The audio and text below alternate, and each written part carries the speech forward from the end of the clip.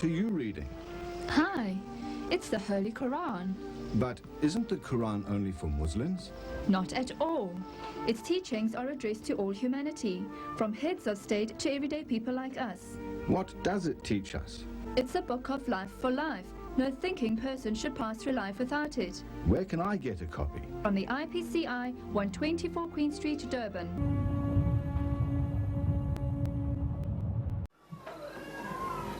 This is the Revised Standard Version, American, printed in America. Now, the most important thing, the Ascension of Jesus is taken out. Imagine the most stupendous event in Christendom, the Ascension of Jesus, man taken up bodily to heaven. It's not here. In the text, it's expunged. Not by the Muslims, not by the Jews, not by the Hindus. It's expunged by 32 scholars, American scholars of the highest eminence. That's your American Standard Version. American scholars of the highest eminence, backed by 50 cooperating denominations. They took it out. Then Luke chapter 24 verse 51, I checked up in yours, it's there. That he went up again into heaven, that's also taken out. Which passage was taken out? Which passage was taken out? Mark chapter 16, 9 to 20. And Luke chapter 24 verse 1. Right. And both these are references, the only references in the canonical Gospels, to the Ascension. They are not there.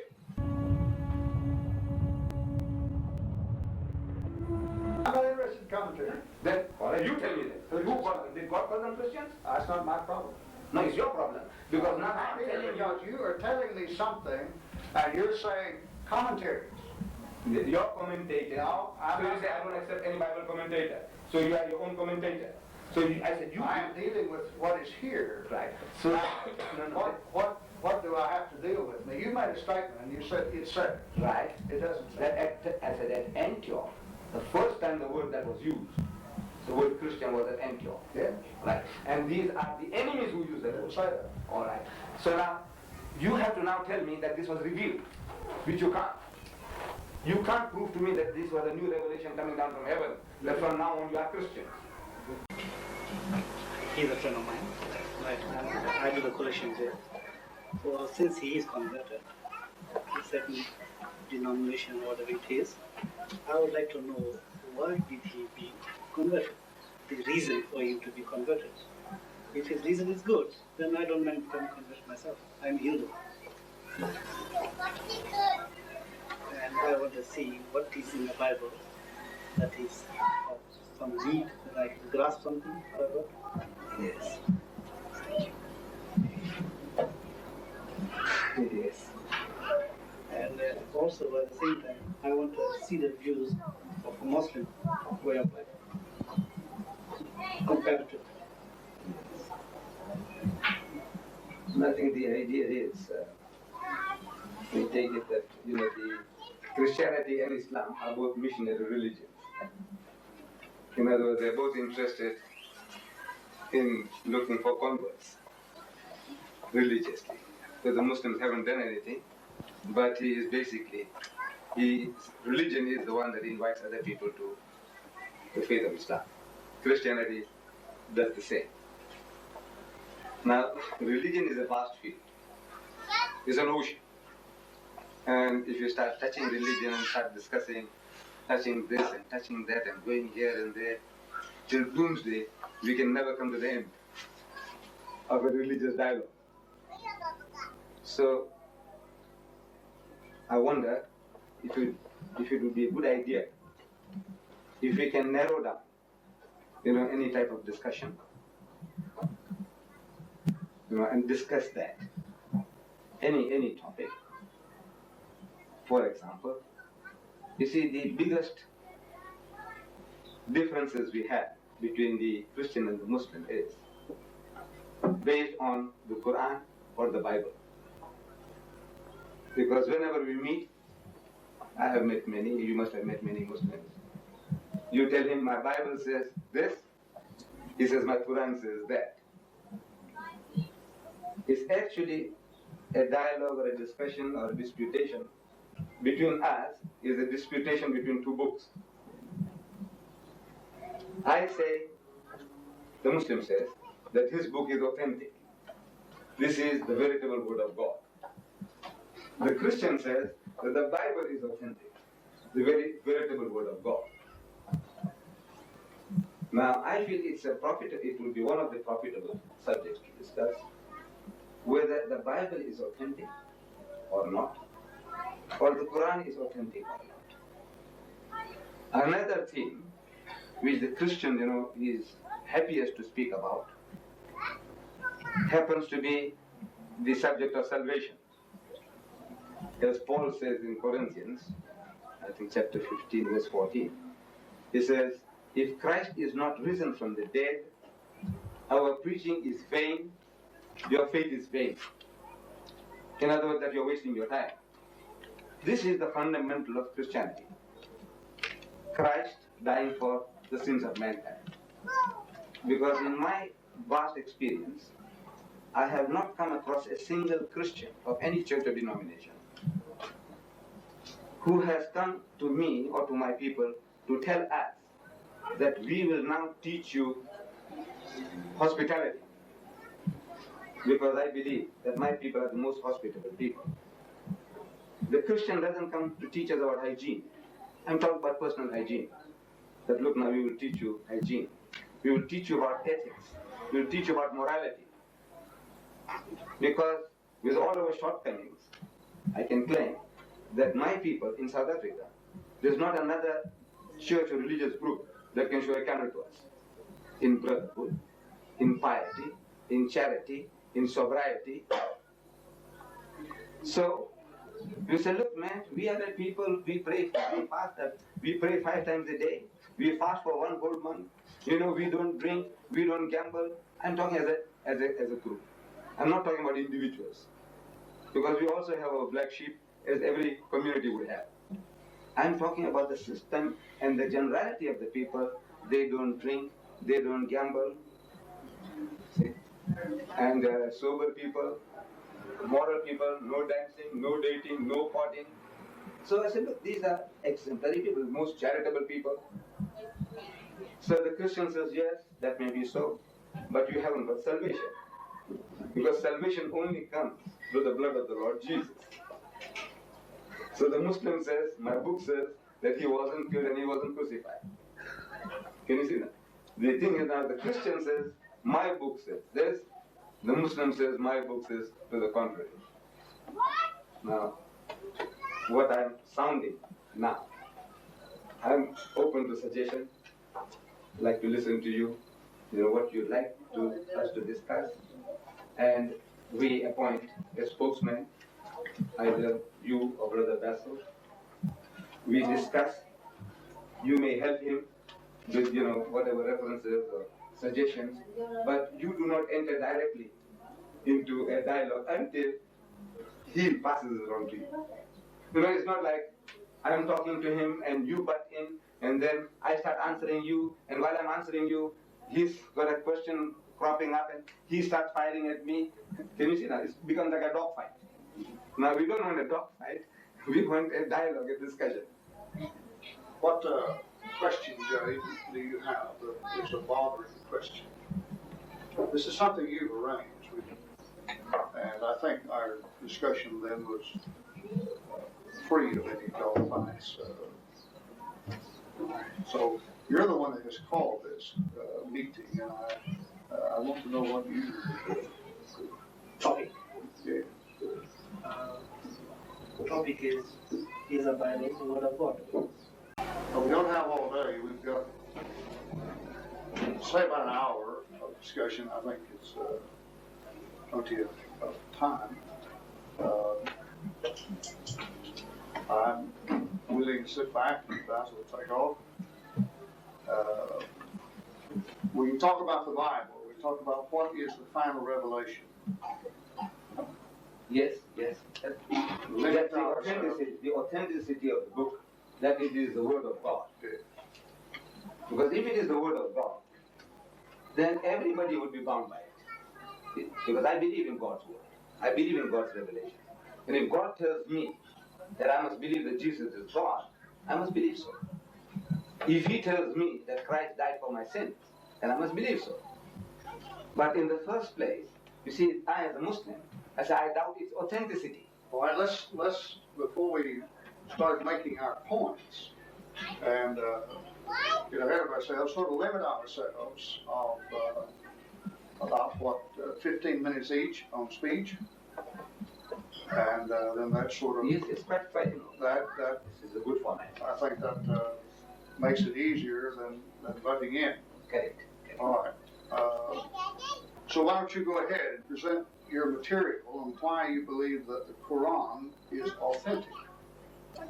You see, the Bible precedes the Quran by thousands of years.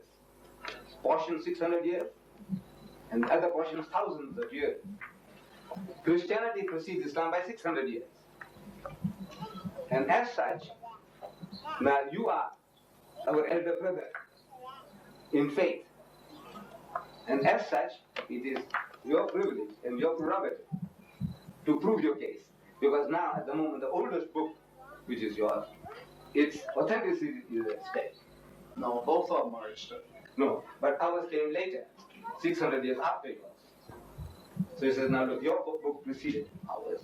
You are 600 years ahead of us, and in portions, thousands of years ahead of us. So as such now, you have to prove its authenticity. Well, both books are going to have to be proven. Correct. So it doesn't matter which one's the oldest or what, it's the fact that both have to be proven, and when the final say is so, whichever side goes first, it doesn't matter. It's a point that both are going to have to be proven as fact. Right. Regardless of age. Since now yours precede, Christianity precedes Islam by 600 years. Well, if I were debating with a Hindu, he would say he goes first. Right. So then the Hindu ought to present his case. It doesn't matter. Right. So now, let's say that, since the Christian is foremost in his propagation activity, I feel it is his duty to approve his book to us, and we will debate that, and then we can debate about the Quran. We have 15-minute speeches by each, and that limits it. Do you want me to go ahead? Doesn't matter. Either one's going to have to approve. Or unless you like to sit there. No, I'm fine. No, in other words, you lead the arguments. No, he's going to leave. What? I'm going to. It's quite. Okay, as I look at the Bible, if someone had to ask me why I believe that it is the Word of God, the method that God has used in revealing it is the first and foremost thing that appeals to me. In John the 14th chapter, the 26th verse, I read these words: "But the Helper, the Holy Spirit, whom the Father will send in my name, he will teach you all things and bring to your remembrance all that I said to you." In the Bible, the work of the Holy Spirit is that of revelation, of revealing the mind of God. In 1 Corinthians chapter 2, Paul shows that the Holy Spirit is qualified in this revelation because the Holy Spirit knows the mind of God intimately. Therefore, the Holy Spirit is qualified to reveal the mind of God to man. Now, in verse 26 of John 14, Jesus says, "The Helper," he speaks of the Holy Spirit as the Helper, "whom the Father will send in my name," he says, "he will teach you all things." So, here we have men writing the Bible now. But as they write it, they are writing it under the guidance of an infallible guide. When I talk about an infallible guide, I mean a guide that is not subject to failure. And this guide is the Holy Spirit. So we've got a revelation now that comes from the Holy Spirit. The Holy Spirit was going to guide them into all, he says he will teach you all things. Regarding the things pertaining to our relationship to God, we have the promise here that we have a complete revelation. Not anything that is lacking, but that the Holy Spirit would teach all things. And what's more, we know that the apostles that Jesus selected were ordinary men, subject to memory lapses. There were many things that Jesus taught. John in this book says that he supposes that if all the things that Jesus did and taught were recorded, that the world wouldn't be able to contain the books. Now, there were many things that Jesus taught, and so the Holy Spirit now was going to bring back to their remembrance what he said to them. To me, this is an infallible guide, a guide that is not subject to failure. We can look at them and say, yes, they were subject to memory lapses, but they had a guide that would take their minds back and bring back to their remembrance all that Jesus taught unto them. In the 16th chapter of the same book, in verse 13, he says, "But when he, the Spirit of truth, comes, he will guide you into all truth. For he will not speak on his own initiative, but whatever he hears, he will speak, and he will disclose to you what is to come." Now, I want us to notice that here again, the Spirit's work in Revelation is brought to view. Jesus is speaking. He says, "But when the Spirit of truth comes, he will guide you into all truth."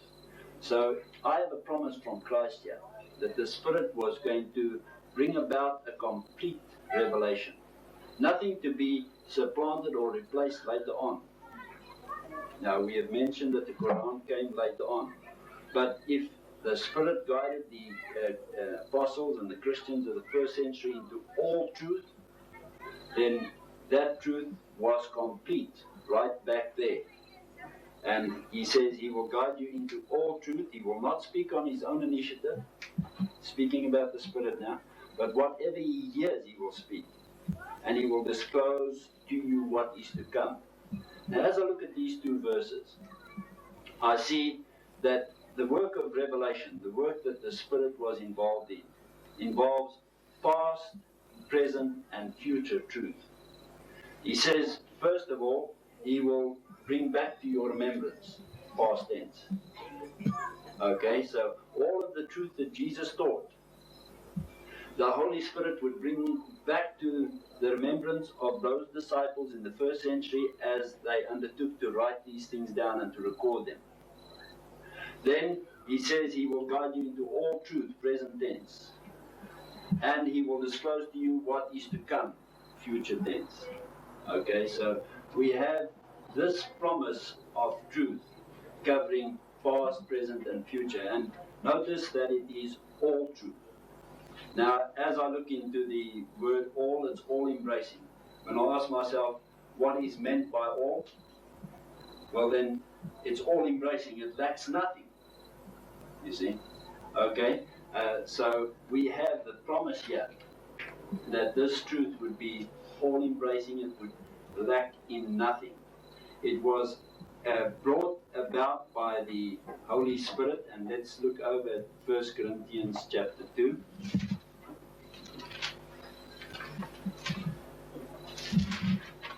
He says, regarding this revelation now, this is the Apostle Paul speaking, and he's writing to the Corinthian church.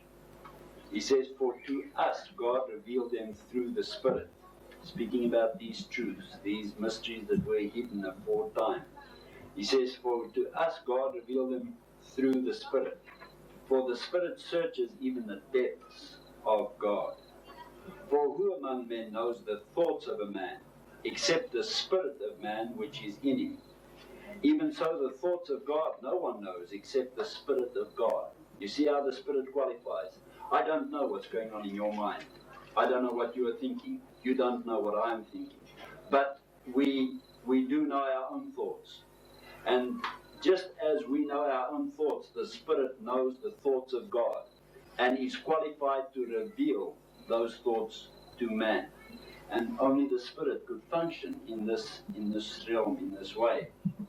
Now in verse 12 he says, "Now we have received not the spirit of the world, but the Spirit who is from God, that we might know the things freely given to us by God."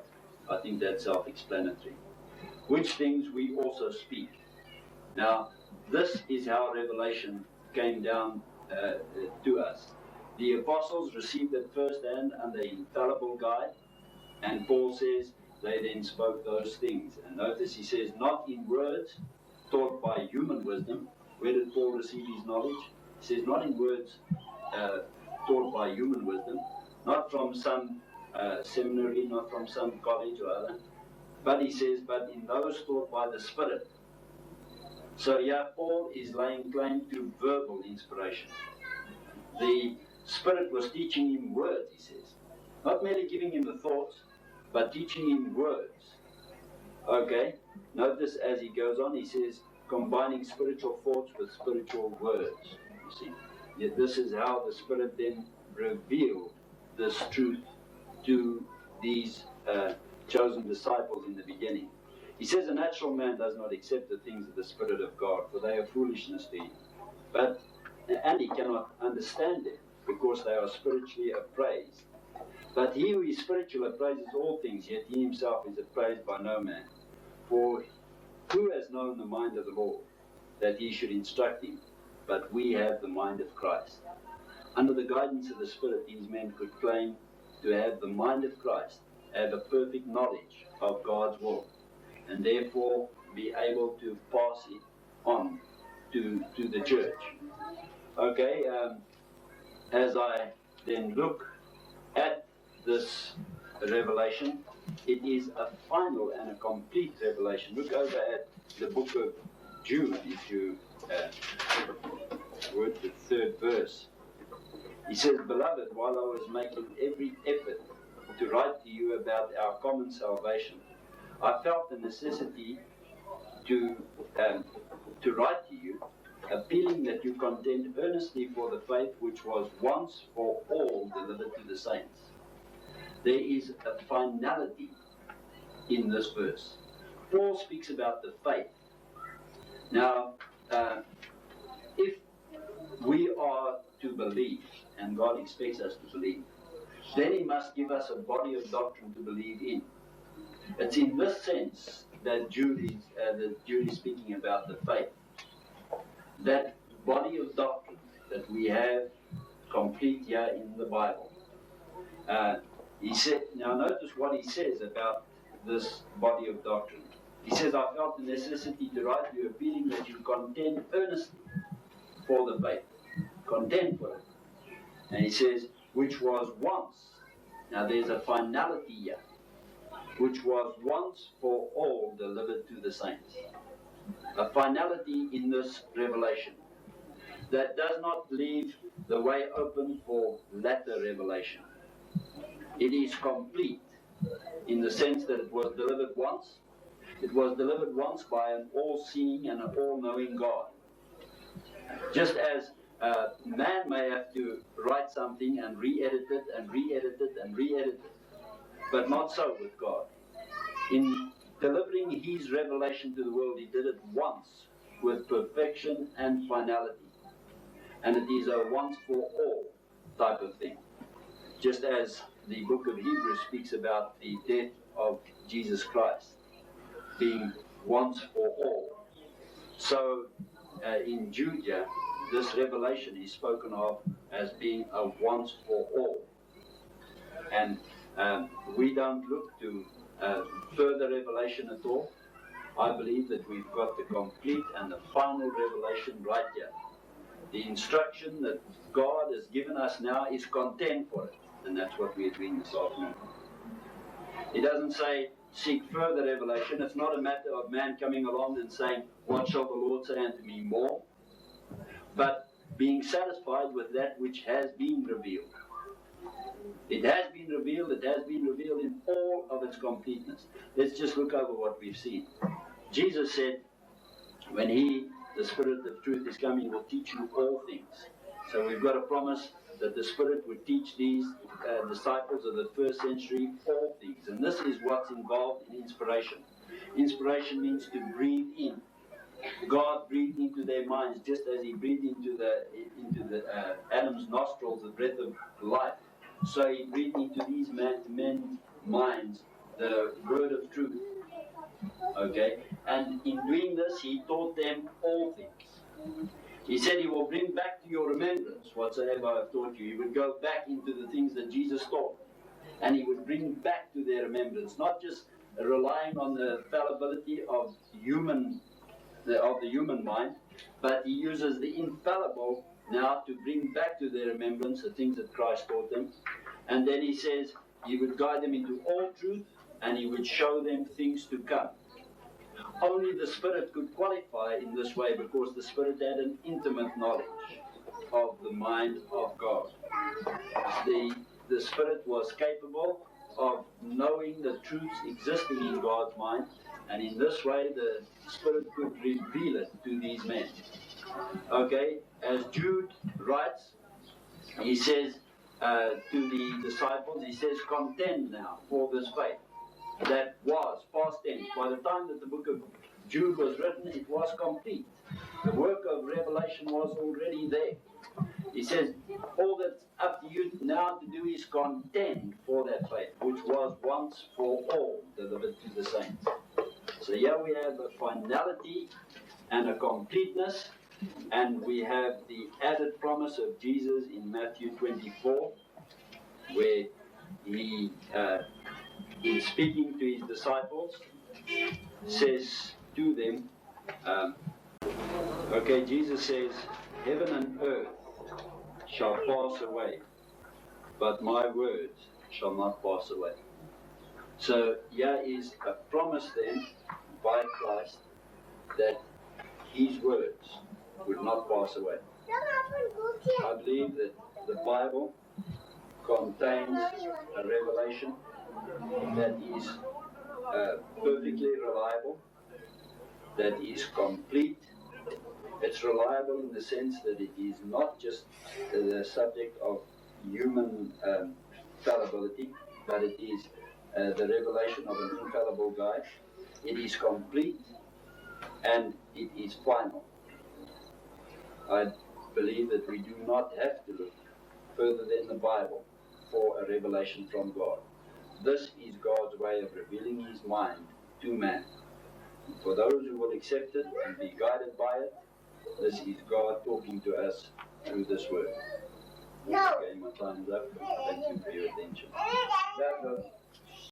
I like your fail to see is that you have not tried to prove that the Bible is the Word of God. So you were trying to prove, to exclude any new revelation. You were not proving the book itself. You were making an effort to say no fresh revelation. This is all that God wanted to give. It is all given to us in this book, the Bible. Now in that, you were quoting from John, chapter 14. What was the verse number?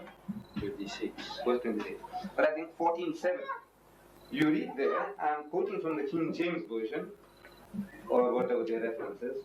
I'm quoting from the King James Version. That language is more familiar to me than your American Standard Version.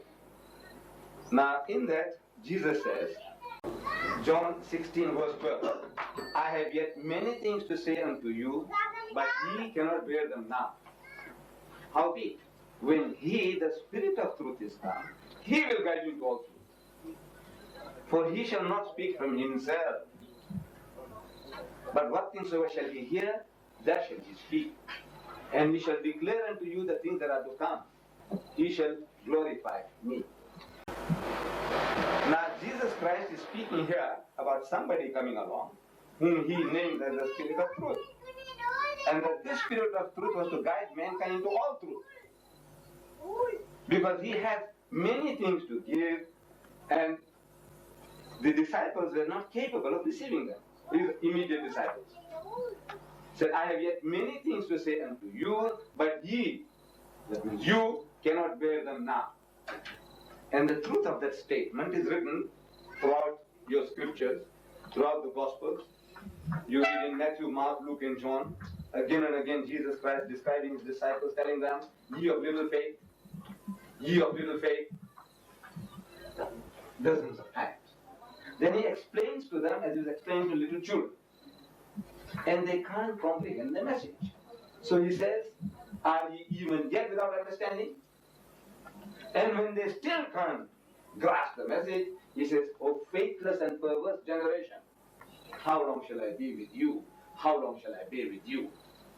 In other words, his immediate disciples were incapable of receiving the whole truth. So he promises somebody else.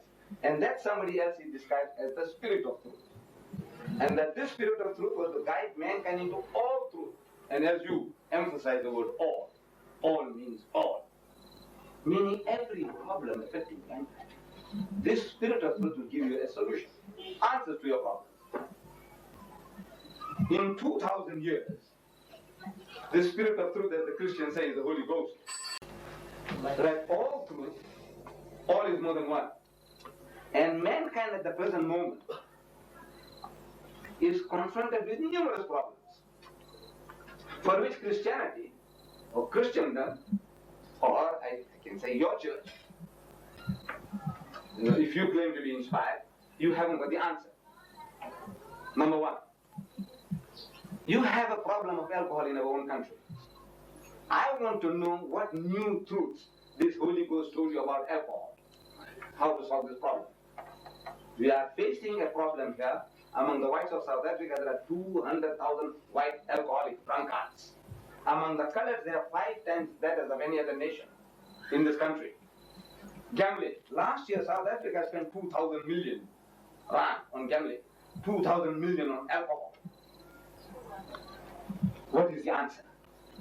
I'd like to know what the Holy Ghost, or the Spirit that Jesus Christ promised, that He will guide you unto all truth, and all is more than one. I only want one. One new truth. The Spirit of Truth gave the Christians in 2,000 years. I only want one. Another problem we are confronted with, there is the problem of surplus women. In your own motherland, in America, in England,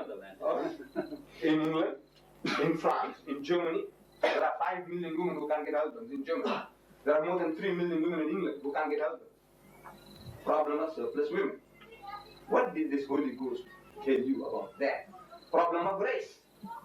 What new truths did the Holy Ghost give the Christian world in this past 2,000 years about solving racial problems, which Jesus Christ didn't already give you in so many different words? New truths. I says not one. I'd like to hear, when your time comes, I want you to give me what new truths that you have been learning from the Spirit of Truth, which Jesus Christ was not able to teach His disciples. New thing. Now, this Spirit of Truth, Jesus says, I'm discussing this because you use these verses. It was not proving the Bible, it was trying to exclude a new revelation. I say that this Spirit of Truth is Muhammad. This Comforter or Helper is Muhammad. Because again in John, the same chapter, he says, nevertheless I tell you the truth. It is expedient for you that I go away. For if I go not away, the Comforter will not come unto you. But if I go, I will send him. And when he's come, he will convict the world in respect of sin and of righteousness and of judgment. And so on. Again I say that that Comforter is again Muhammad. It is not the Holy Ghost. Now, in your general Bibles, the Christian world is using the word Holy Ghost. I don't know whether the American Standard Version uses the word ghost at all. Thank God. It's an improvement. You see, they keep on using the word ghost. Now, when you keep on using the word ghost, it creates that ghostly atmosphere. I understand. Something flimsy, like some spirit in the night. But now, the word spirit is more appropriate in that place and in every other place than the word ghost. Now it says the Spirit of Truth. Now the word spirit is used by John again in the Epistle of John, in his own book, in his own writings. He says, beloved, believe not every spirit, but try the spirits whether they are of God. For many false prophets have gone out into the world. So a false prophet is a false spirit. A true prophet is a true spirit. He is using the word spirit synonymously for prophet. False prophets, false spirits. True prophet, true spirit. And the title of Muhammad in Islam is An-Nabi As-Sadiq Al-Wa'd Al-Amin, the prophet of truth, who is true to his promise, trustworthy, faithful. This is his title in Islam, the prophet of truth. So the spirit of truth is the prophet of truth. And this prophet of truth guided mankind to all truth. All truth means any problem you come with. He said, now what about this problem? What about that problem? I will give you an answer from the teachings of Muhammad, that this is the answer he has given for your problem. It might not go down well with you, because we are used to certain types of behavior, mentality, grouping. It's difficult to get out of the group. But you can't help agreeing that, look, this is the answer that Muhammad gave. Whether you like it or you don't like it, he's given answers to all your problems. It says again, if I read that same verse to you, with a little emphasis on the pronouns, it will make it more distinct and more vivid that Jesus Christ was talking about a man, not a spirit, meaning that ghostly something, that intangible something. He says, I have yet many things to say unto you, but ye cannot bear them now. Howbeit, when he, the Spirit of truth is come, he will guide you into all truth. For he shall not speak from himself, but what things shall he hear, that shall he speak, and he shall declare unto you the things that are to come. He shall glorify me. Can you imagine 8 masculine pronouns for a ghost, the spirit? He's emphasizing that it will be a man, a man, a man, a man. 8. There is not another verse in the whole Bible. I checked it out. There is not another verse throughout the whole Bible, encyclopedia of 73 books of the Roman Catholics and 66 of yours. There is not a single verse with 8 masculine pronouns or 8 feminine pronouns or 8 neuter genders in one verse. Here, Jesus Christ is going out of his way to tell you that the man who is coming will be a man, a man, a man. And if I don't go, he won't come. It's conditional. If it is the spirit was there all the time. If you remember, read Luke, that John the Baptist's mother, the mother of John the Baptist, while he was in his mother's womb, he had the Holy Spirit. Then Jesus Christ, he was helping his ministry by the help of the Spirit throughout. Then when he sent out his disciples on the mission of preaching and healing, with what did they heal people and what did they assist people? Except with the help of the Holy Spirit. And before Jesus departed, he called his disciples and he told them, he said, receive ye the Holy Spirit. The authorized things of the Holy Ghost, which fortunately your book says, Spirit. Receive ye the Holy Spirit. Now when he said receive, either they received or he was bluffing them. I believe that what he was talking about, they received. So it makes no sense when he said, if I go not away, the Comforter will not come. But if I go, I will send him. If the Comforter or the Holy Spirit is this Spirit that is the third part of the Trinity, if that is what you have in mind, then that is being negative, with the condition that he has to go before it comes, and if he doesn't go, he won't come. Now, as far as the whole truth is concerned, see now, it says, and he will glorify me. He will bear testimony of me. He will, that word, he will, what did he say there in your Bible?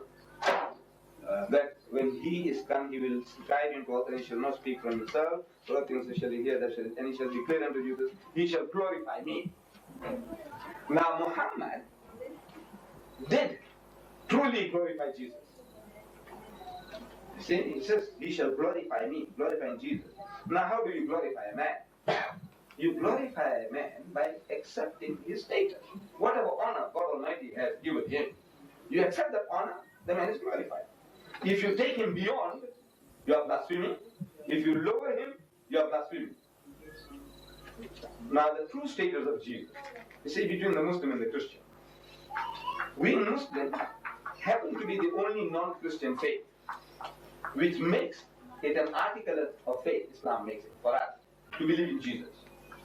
We believe that he was one of the mightiest messengers of God. We believe that he was the Messiah. We believe in his miraculous birth, that without any male intervention he was born. And we believe that he gave life to the dead by God's permission. And he healed those born blind and the lepers by God's permission.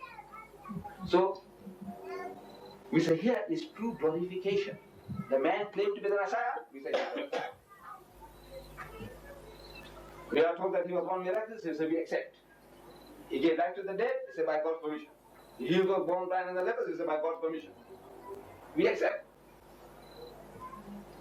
So, if we didn't accept this fact, the Christians would be in a very, very difficult position vis-a-vis the Muslims. Because we happen to number in the world today 1,000 million Muslims. We started 600 years after Christianity, but we have more than caught up with Christianity. If you take the number of practicing Muslims and the number of practicing Christians, you'll find that there are more practicing Muslims in the world than practicing Christians. Of course, on the census forms, you have a greater number, like 200 million. But practicing Muslims, there are more in the world than practicing Christians. And these practicing Muslims, 1,000 million, if they laughed at you, made mockery of you, with regards to the birth of Jesus, miraculous, we accept. But if Muhammad, this Quran, if it didn't testify and verify and tell us that this was so, we would have made a mockery of you. I don't want to go into details. You can visualize the way we can speak to you. But we are not speaking that way. We can't. We say, look, we love, respect, and revere this man, Jesus Christ. The Muslim. No Muslim is a Muslim who doesn't believe in Jesus. The Muslim, whenever he takes the holy name of Jesus, he never says Jesus in his own language, Isa. Isa is equivalent to the word Jesus. But he never says Isa. If his learned man speaking about Jesus says Isa, will kick him out of the mosque. He must say Hazrat Isa alayhi salam. Revere Jesus, may peace be upon him. This is how we take it there. He shall glorify me. I said, that person who glorified Jesus and made 1,000 million Muslims to glorify Jesus is Muhammad. He is the comforter and he is the spirit of truth. But coming back to our original subject, the original subject is the Bible God's word? Now, to prove whether the Bible is God's word, the book, number one, must claim for itself that this book is the word of God. When you take the New Testament, I take that for a start, you will start with the Gospel according to St. Matthew. These were the original words at the heading.